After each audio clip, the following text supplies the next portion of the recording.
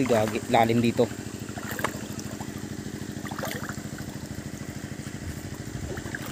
So ayan mga kalahi, nandito tayo ngayon sa malaking bato. Dito sa amin, tinitignan namin dito yung pinaniniwalaan na may nagpaparamdam daw dito o may nagpapakita na engkanto sa lugar na ito. May mga nagsasabi din na may malaking buhaya daw na nakatago dito sa lugar na ito.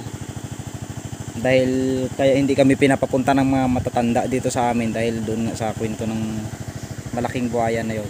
Yung kasama ko si Gerald. Si Gerald pala yung cameraman natin.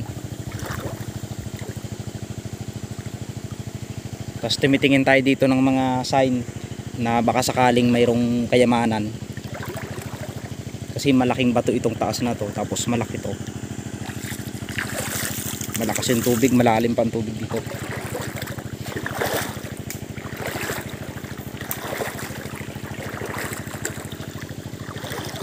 Ano yun, Ralph? May pagong?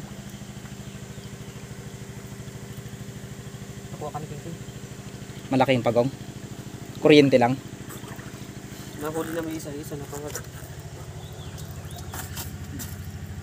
Meron? May mga pagong kasi yan dito na nakatago madalas. Tapos mayroon ding, ayun, mayroong mga igat, malalaking igat dito. May malaking bato yan dyan eh. Dito kami nagsisilo ng bayawak dati. May lasol kasi. Mayroon?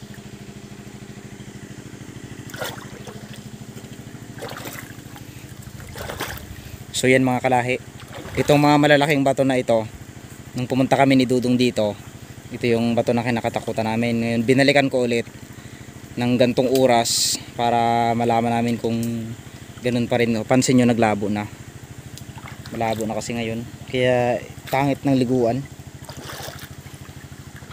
Arigakit.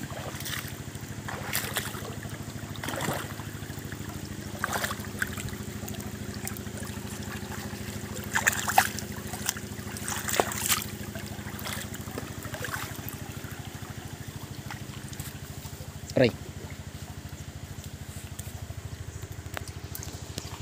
Tingnan mo, Ralph, baka nandyan yung buhaya. Baka sumisiksik dyan. Daming nami oh. Sarap yan pag niluto.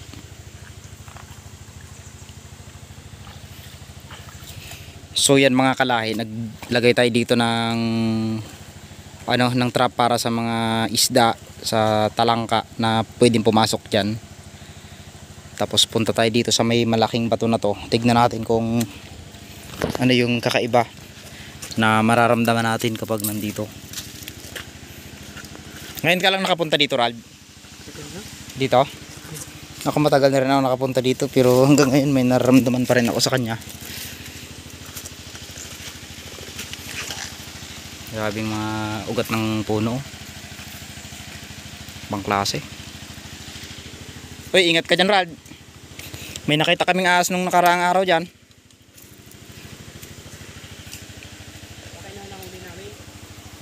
Ahas? Agwason. May malaking agwason dito eh. Ahas kalabaw. Madalas kasi dito sa mga gantong lugar kalahi, malalaki ang ahas. Tapos kadalasan din dito yung mga malalaking bayawak. Kaya iniiwasan ng mga matanda na pumunta kami dito noong araw kasi nga posibleng may mga malalaking ahas, buhaya. May buhaya dito noong araw na sabi nga nila.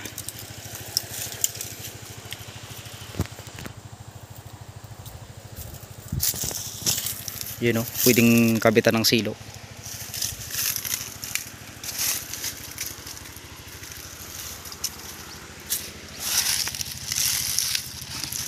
Uy, gagi.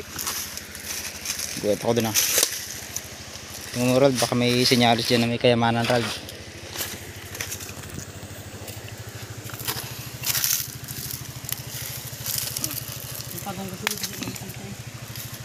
Tsaka ano, lumulubog ka agad ang pagong.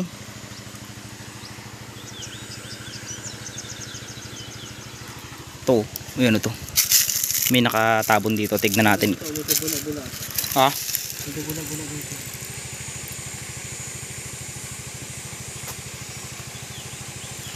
Tingnan mo, baka pagong.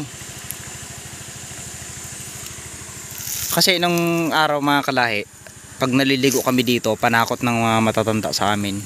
Meron daw dambuhalang buhaya na nakatira dito sa mga bato na to. Tapos isa rin doon sa mga kinakatakutan namin, meron nga daw misteryo ang lugar na ito na may nagpapakita ang daw dito na gintong ahas at madalas may nagpaparamdam ng mga multo. Dahil sa area na ito, may namatay na talaga dito. Lasing yun, bali tumawid siya doon sa kabilang ilog. Dito siya nakita pero wala na siyang buhay at hubot-hubad na. Yun nga yung misteryo dito ng batong ito. Tapos kadalasan na pag naliligo kami dito dati, may napapansin kami na parang may mga tumitingin dito sa lugar na to. Ikaw Rald, wala kang nararamdaman Rald na kakaiba? Wala pa. Wala pa. Ito Rald, parang may senyalis na may kayamanan dito. Ay, gagi.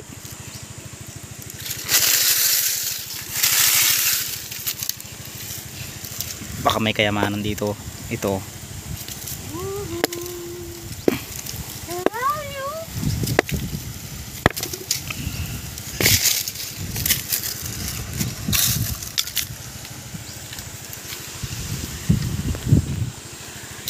Dito tayo.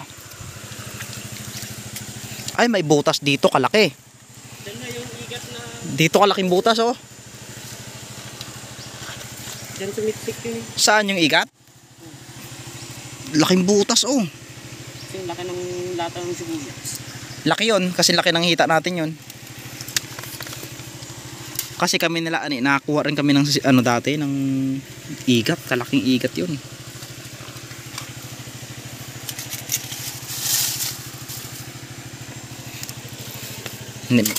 Ay, yun, may gumalaw. So, yun mga kalahi nga. Kaya pinuntahan namin to dahil mayroon na daw ditong nagpaparamdam tuwing tanghali. So, yun oh. Ibang klase mga bato dito. Ito matagal na to. Kung mapapansin nyo, para siyang nakatayo lang dito. Wala namang lupa dito sa banda na to eh. Yung huling nakita ko yung nakita natin. Yung sa simbahan? Yung Black Lady. Black Lady, totoo yun. Pinabukasan yung lagnat lang. Pwede nating yun, pwede nating i-content yun yung Black Lady. Aroy oh. Tignan nyo guys oh. May mga kalansay ng mga talangka. Saan galing to? Ibig sabihin sa taas na ito may madalas na tumatambay. Oh.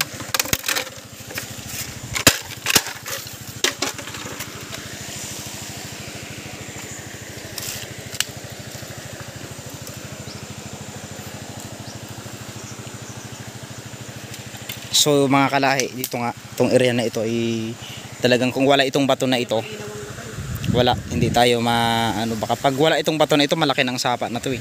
Laking tulong din na may mga ganito kalalaking bato. Ano Rald?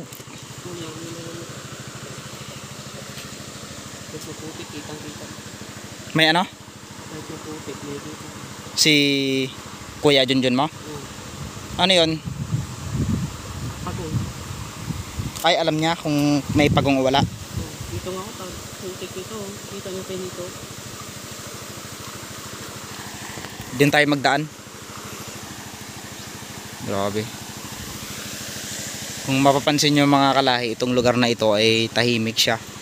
Dahil wala ngang pupuntang tao dito. Nakakatakot lang pag ikaw lang mag-isa, kaya madalas ako pag may pumunta dito, may kasama talaga ako eh. So, yun lang mga kalahi, parang may kakaibang nararamdaman na tayo. Ano na tayo? Balik na tayo sa pinuntahan natin. Parang kakaiba na eh.